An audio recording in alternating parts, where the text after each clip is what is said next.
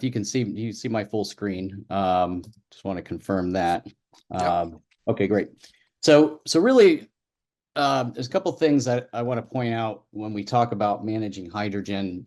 So we have obviously industry best practices that we're trying to follow, such as IEEE documents. We also have basically codes as well.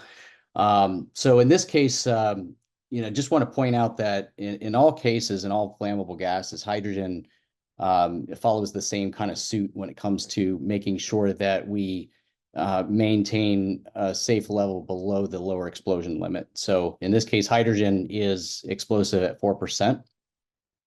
And so the code basically states that we have to stay within 25% of the LEL. And so any kind of buildup of gas that occurs needs to stay below that level. And I'm going to show you a couple examples as well of how things can creep up on us when it comes to batteries. And of course, when it comes to utility batteries, we're mainly talking flooded batteries in substations, or what we call vented lead acid batteries.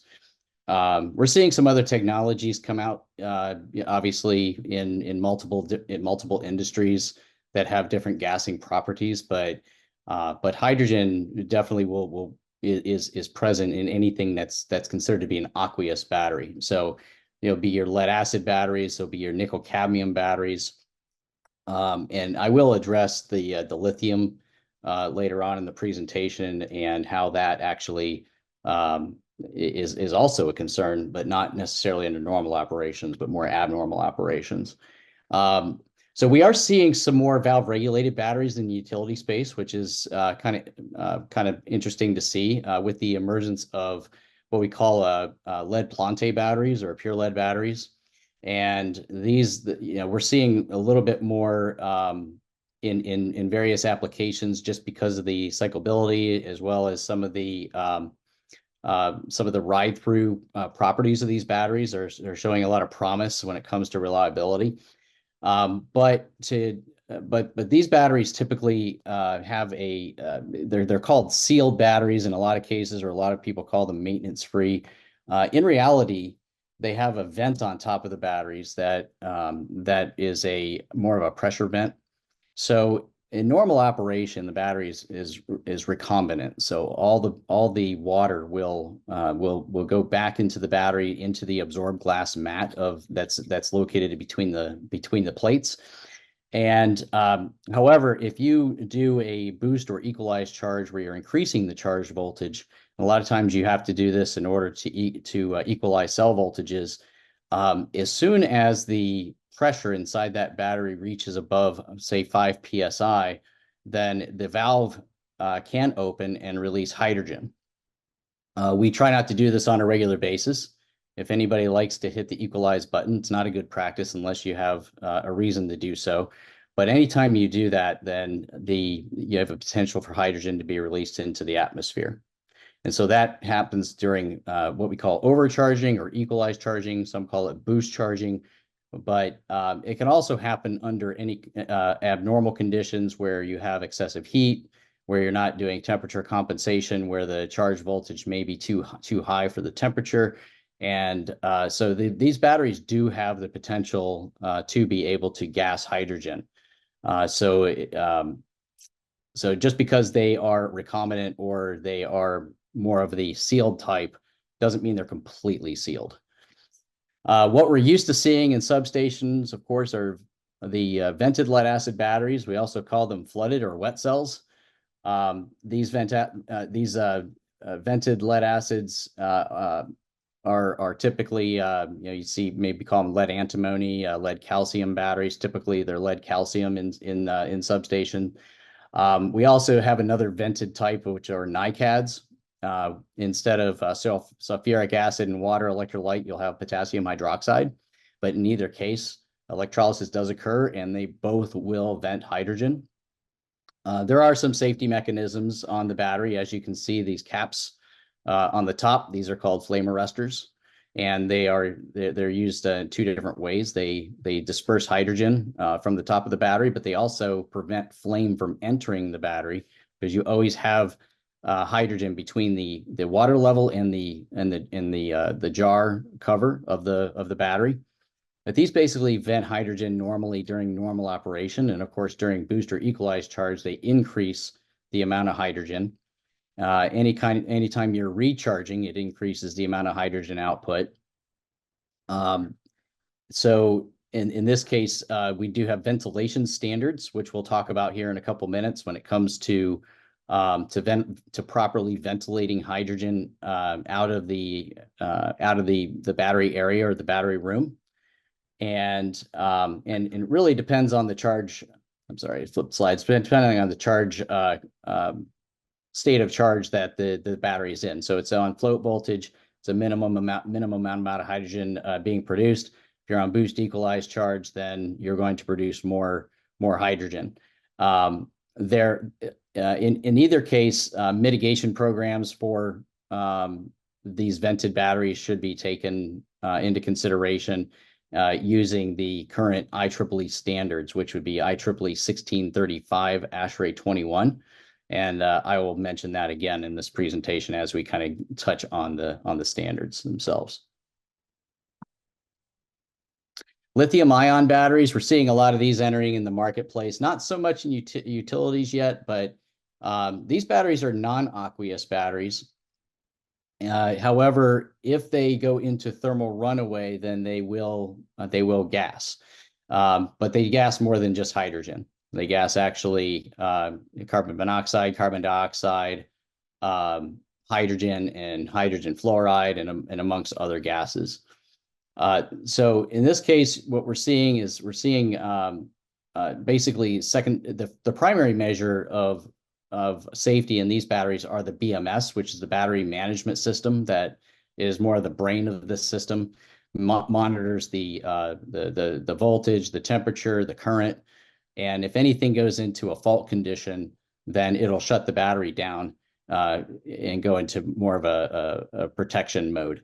However, if something is not caught or the BMS fails, then it can go and produce those gases before it actually goes into deflagration. And so you're seeing a lot of times in the market that they're putting gas detection in these sites just as more of a secondary measure for life safety. Speaking of thermal runaway, the thermal runaway can actually happen in any of the battery types that we spoke of. They're mostly prevalent in valve-regulated batteries, and the reason why is because you have, as I mentioned before, the absorbed glass matting between the plates. It tends to trap heat inside of the battery. They're also, a recombinant type of battery.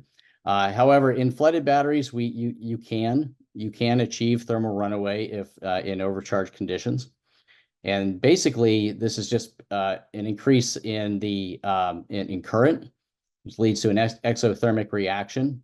And in this case, the battery just has a hard time cooling down. You're going to release a lot of hydrogen.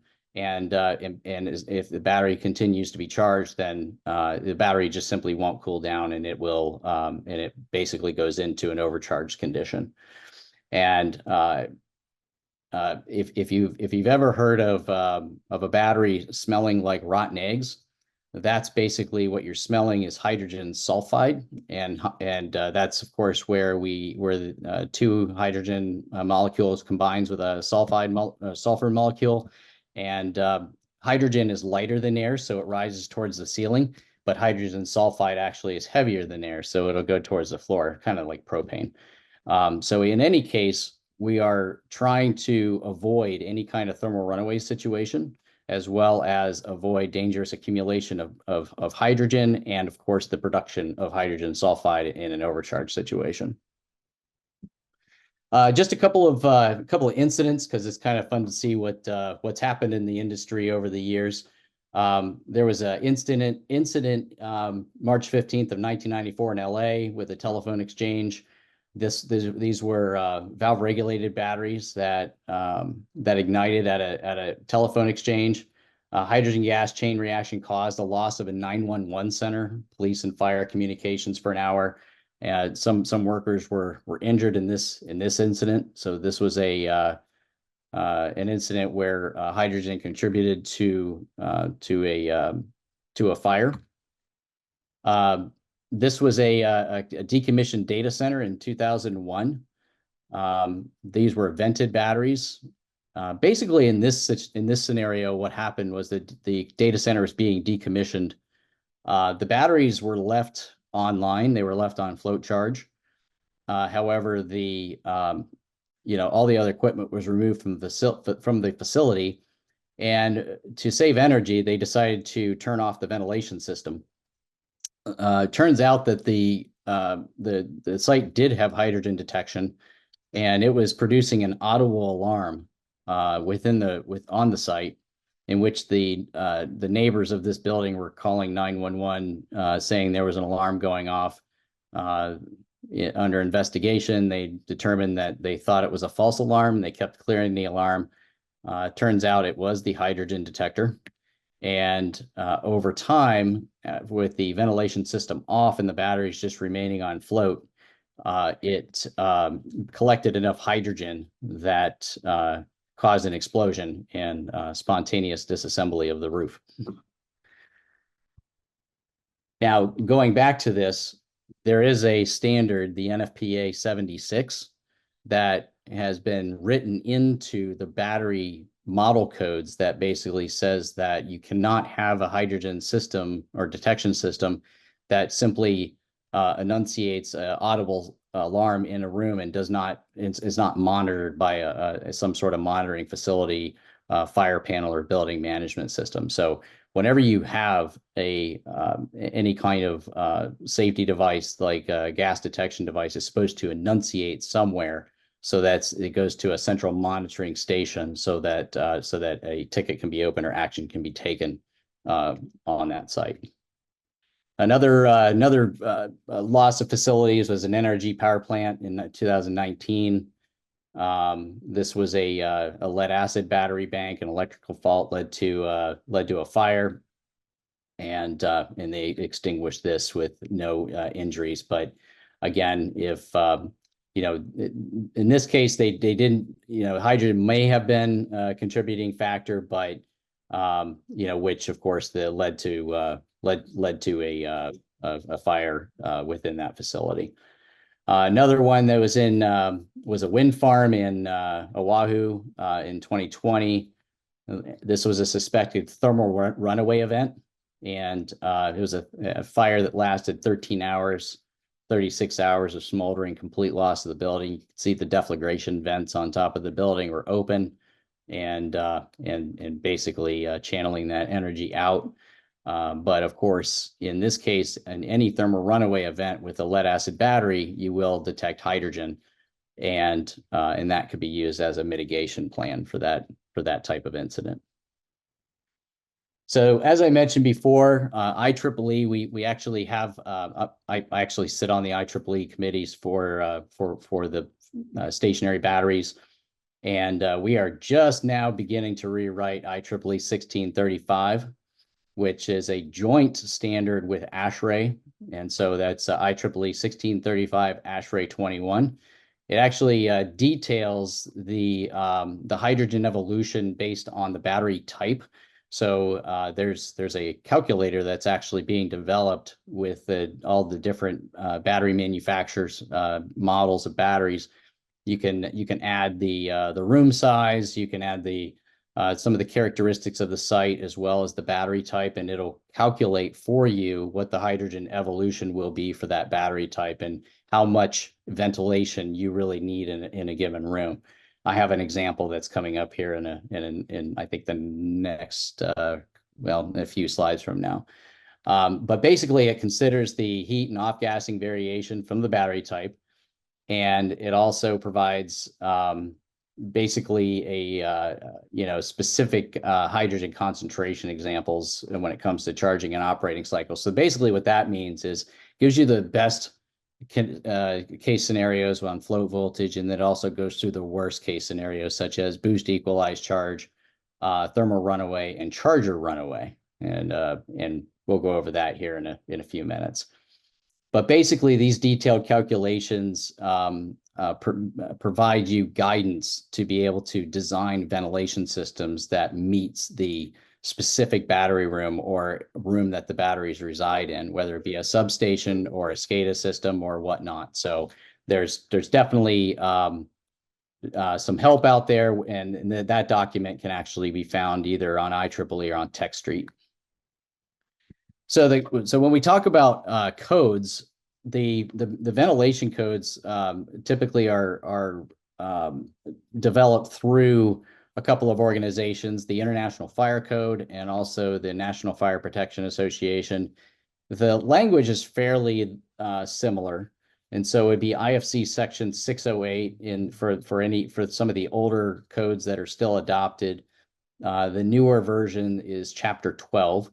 And so in this case, they both say that that battery rooms or enclosures need to be kept below 1% of room volume, which is 25% of the lower explosive limit.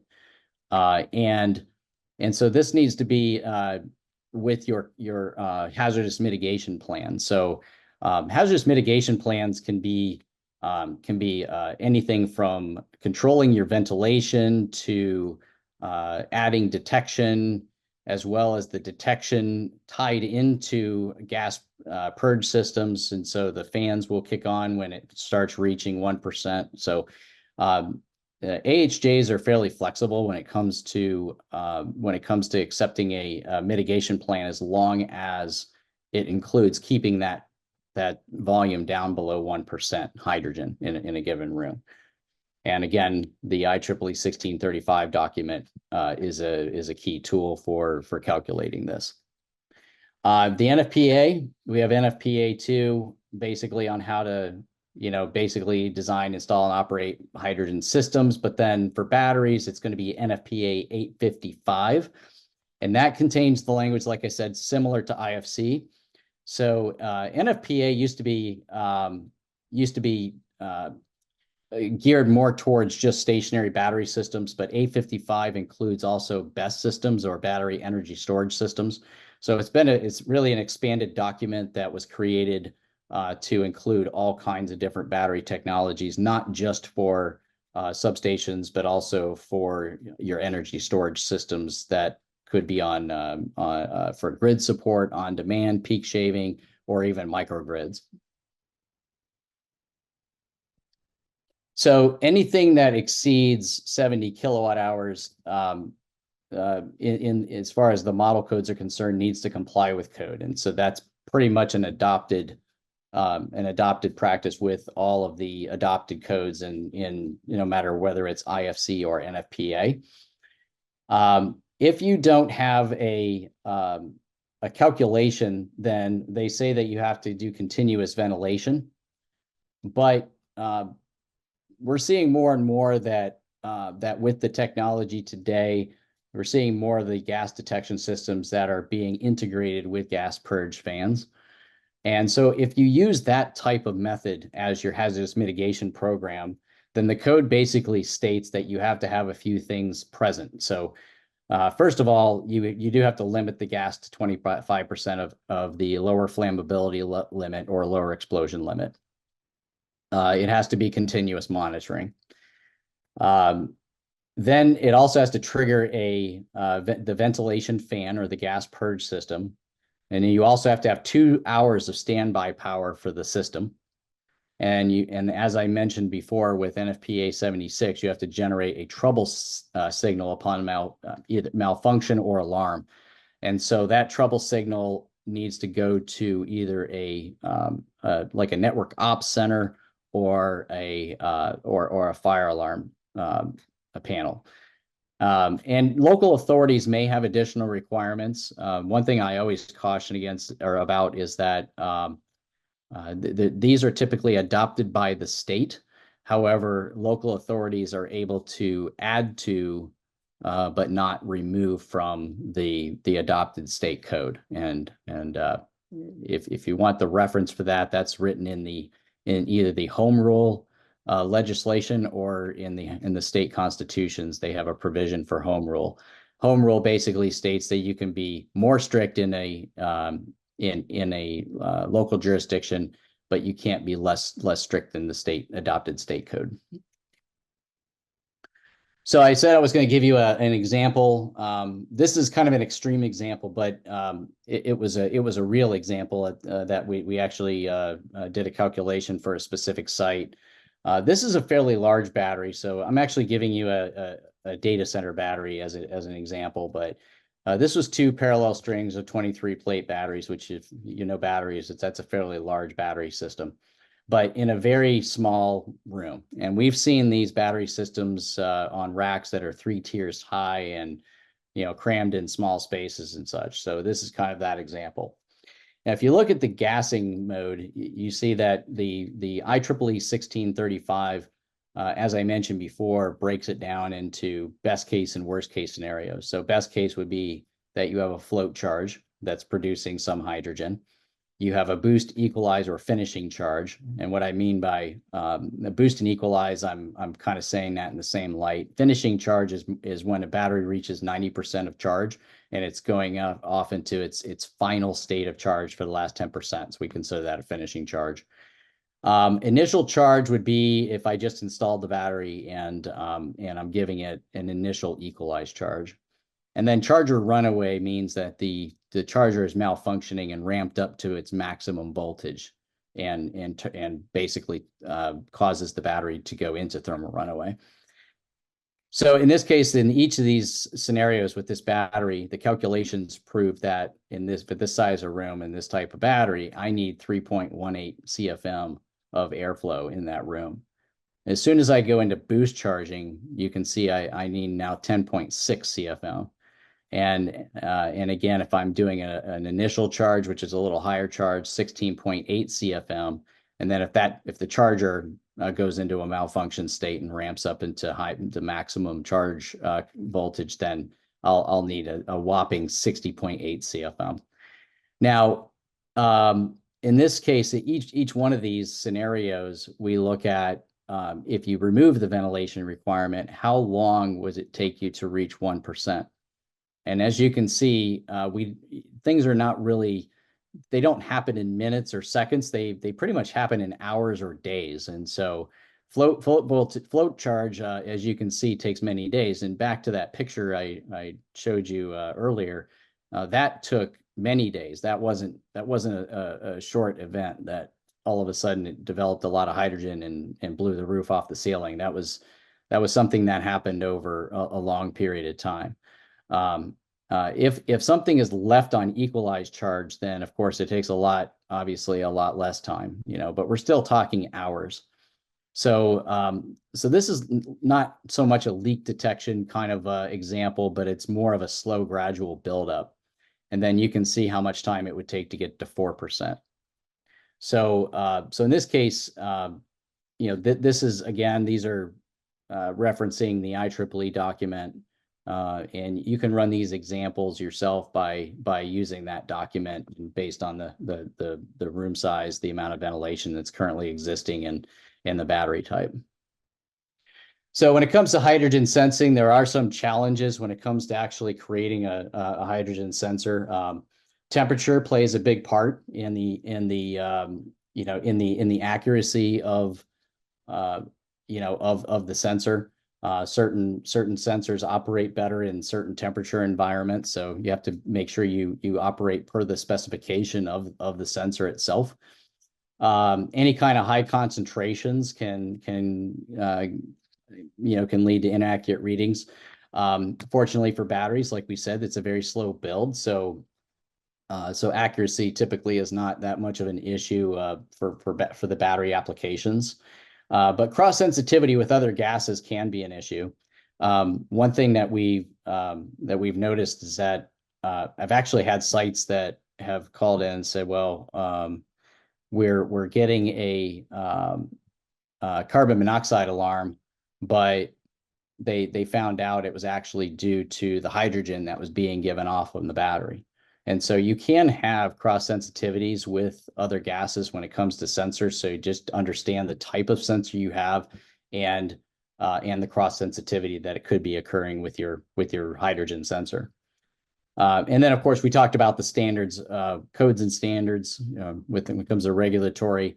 Again, with the ventilation standards, if sometimes you can prove that you have it covered with your ventilation system, then you may not be required to put detection in. But if you have any uh, if you're not necessarily meeting all of those cases, where it comes to float or boost charge, then the AHJ may choose to have the detection put in to cover any kind of worst case scenarios.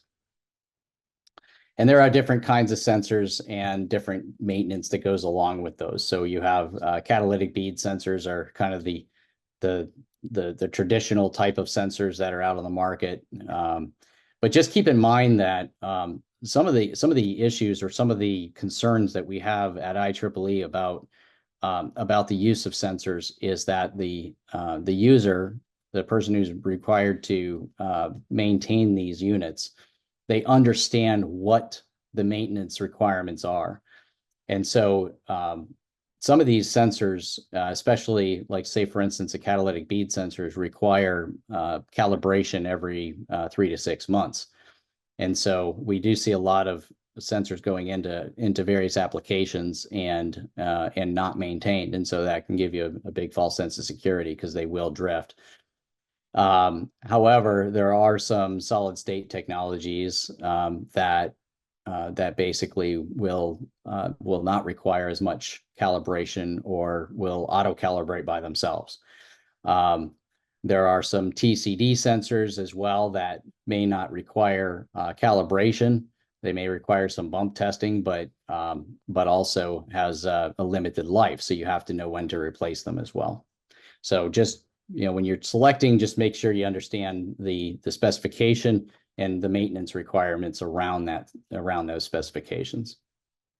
And again, this is just an example where a catalytic bead may require a calibration every 3 to 6 months and replacement every 3 to 5 years, and is consumed by its environment, where maybe a solid state sensor would not have to go through manual calibration and last a lot longer.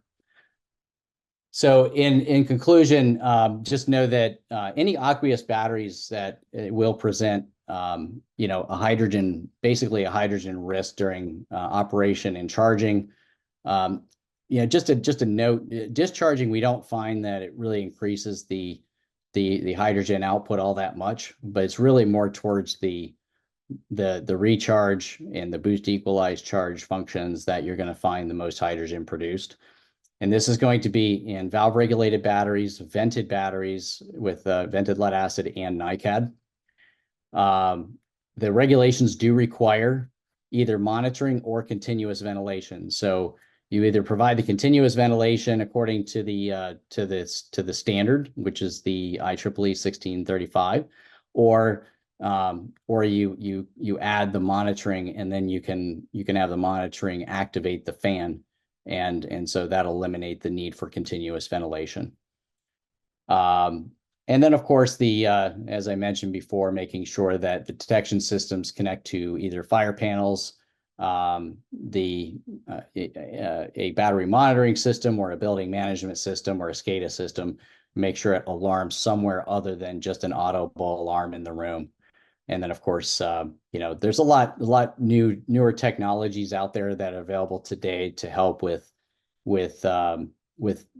providing lower maintenance and lower cost of operation. So that whereas ventilation was kind of the preferred, not necessarily going towards detection. Detection has become a lot easier than it has in prior years. Okay.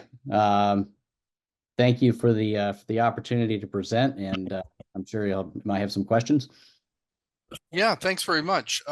Jeff, that was a good presentation. Lots of information in that I liked. I put into the chat for everyone when you were talking the links to the IEEE 1635 and the NFPA 855 and the IFC Chapter 12 that you were referring to. Perfect. Yeah, you see that? And you can uh, there's free access on the IFC Chapter 12 and the NFPA 855. So, I mean, there's some restrictions when it comes to printing and such like that when you access the free version. But you can certainly read up on those, and they should be very similar between the two documents. One question here: how should emergency response procedures be structured to effectively deal with hydrogen release incidents in battery systems? Okay, so basically the hydrogen systems, we recommend that the threshold set points are set at 1% and 2%, and then also there's a fail alarm. So basically what that means is that at 1% hydrogen, then you should have a plan that activates either an exhaust fan, or you can even do some manual evacuation of the hydrogen in the space. So at 1%, it's very safe to go in and actually deal with it. The reason why we say a 2% alarm, because sometimes ventilation systems are not equipped to handle much higher concentrations, and so a critical alarm may warrant actually manually ventilating an area. And so basically a hazardous mitigation plan should include all those what if scenarios. What if we reach 1%? What happens? What if we reach 2%? What happens? Fail would be if it lost communication with the sensor itself. And so the system should be intelligent enough to be able to say, I don't have communication to the sensor itself, or a lost communications to what it's reporting through. Sometimes this is done through Modbus, DMP3, or it's done through dry contact, or 4 to 20 communications. But whatever the method is, that there's typically those set points, and then also a plan to corrective action if you get a fail alarm or something didn't operate correctly. What are the best practices for ventilating spaces containing battery systems? Ventilate basically is using the IEEE 1635. Yeah. And understanding the level of ventilation you need. So you're going to select a gas purge fan that has the airflow, the air exchange rate possible to handle those worst case scenarios. And that ventilation system must be explosion proof, and also like I said, it can be tied into the detection system, which is the preferred method. Right. When we've been teaching our we deliver a course on battery energy storage systems and testing and maintenance of batteries. As even for UPS batteries. But one of the questions there is that the focus has always been on the testing of the batteries, Right. their battery integrity, battery performance, but we haven't focused so much on ventilation and containment. Right. So IEEE 1188 is your standard for valve regulated, and 450 is for flooded battery. IEEE 1578 for spill containment, which I actually chair that document. And then of course 1635 for ventilation. So yes, it does take multiple standards, and what you find in maintenance programs is, you're right, you find that it focuses on the maintenance of the battery, but yet it is always a good practice to add the safety systems checklist as well into that, which includes all of the things that we just talked about. Well, after this presentation, we are going to add this, and I hope to get you involved in that, actually. Certainly, Okay. certainly. Next question is, so can this kind of incident happen while recharging or running a battery driven car? Good eye. EVs and batteries.